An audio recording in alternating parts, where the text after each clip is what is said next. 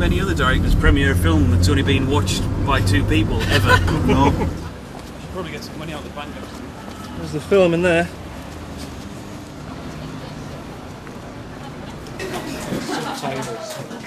Oh god, yeah.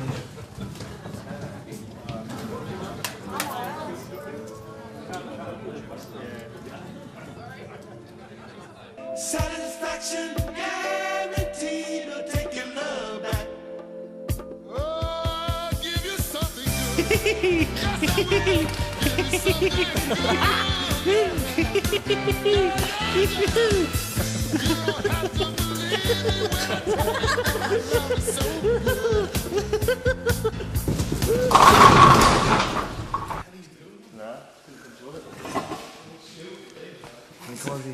He sent us into the card. Yeah, well, the original idea was just a short, more or less a 12, 13 page script, because we didn't really like the state of British sitcoms. We didn't think they were very original, and we thought we'd try our hands at doing something better. Go on. Now, go now. The hell? It's a stunt cat. We decided to film the cat's arsehole. So we just wanted to make a 22, 23 minute short. The idea being it would be the pilot episode kind of a possible sitcom.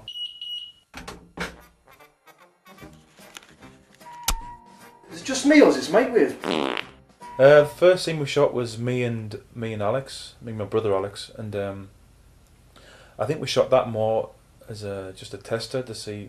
That's why we had a couple of practical effects in, but we had a Lynx deodorant can attached to a piece of doweling that we span, and a newspaper with a piece of string and tape, and a complex series of levers and pulleys that we used. Once we got used to the technology, got a few special effects programs and that kind of thing, we kind of evolved the script a little bit, so it ended up being more or less a feature film. It's around about an hour long now. Paul, I think he's confused. He seems to think this is some sort of happening carriage.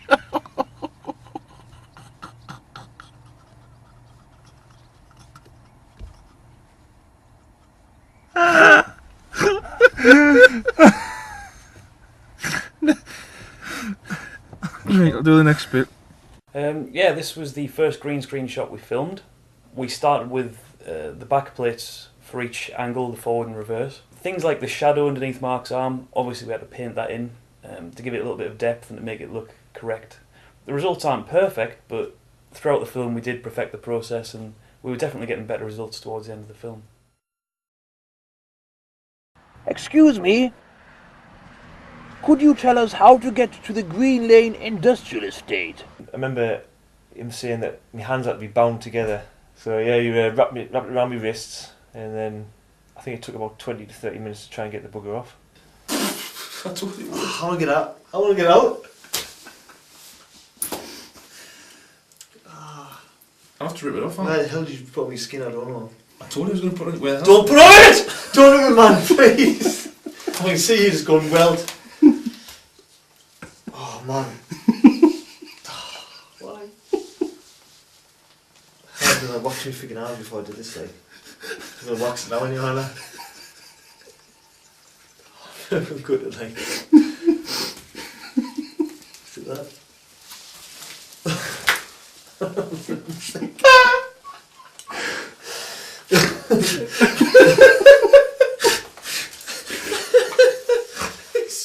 Most of the other characters in the script are quite well developed. They all have regional accents and so forth. But Ben's wasn't really that well defined, and we just kind of left it up to him. Ben.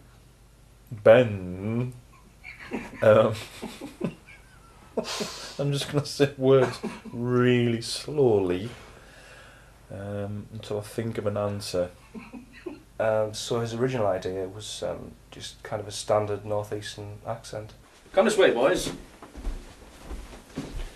This is a brand new purpose-built facility with a workforce of around about 20 people.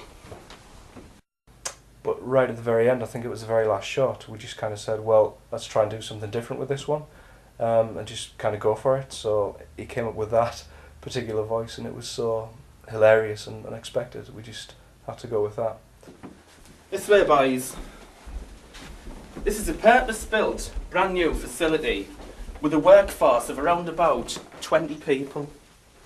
So we kept that camp voice from then on in. And I think if you look at the background, you can see me and Alex trying not to laugh at this ridiculous voice, which proved a bit of a problem later on. Like a sort of natural champagne jiff. It's Sif.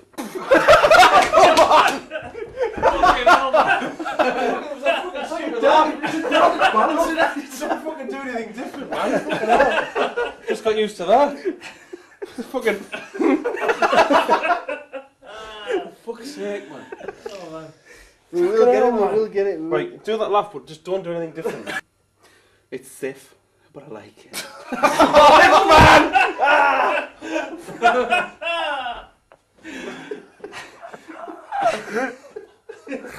So funny, man. I don't think we'll be able to get it, you know. You will, man. You will. It took about 20 takes, which was ridiculous. But we got there in the end.